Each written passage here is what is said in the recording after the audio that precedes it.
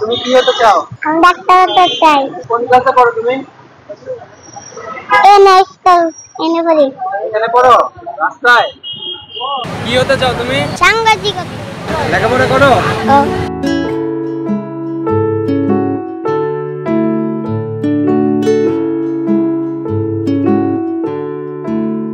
আমাদের অনেকের মনে হতাশা অনেক কিছু নিয়ে।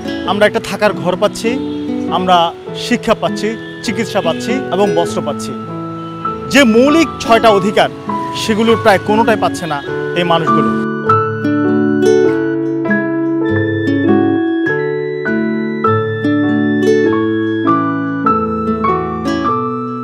তাদের থাকার ঘর নাই, তাদের বাসস্থান নাই, শিক্ষার পরিবেশ নাই।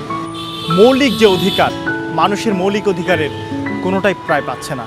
মনে করেন যে আমাদের ঘর বাড়ি নাই গা, এখন মনে করেন বোতল মোতল টুকায়া চলি আমরা। এখন ঘর বাড়ি নাই, রাস্তাঘাটে ঘুমায় থাকি। এই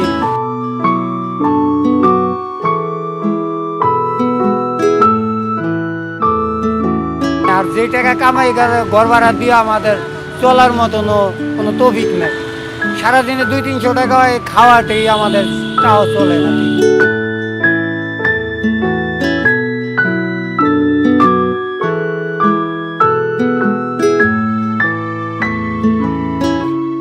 খোলা আকাশ তাদের ছাদ হয়ে দাঁড়িয়েছে। ভবিষ্যৎ যে প্রজন্ম এবং ভবিষ্যতের সরকার, তারা এই মানুষদের জন্য কি করবে, কতটুকু পদক্ষেপ নেবে, সেটাই দেখার বিষয়। টিএসসি থেকে শরীফ ফারুকী, বিগ বাংলা।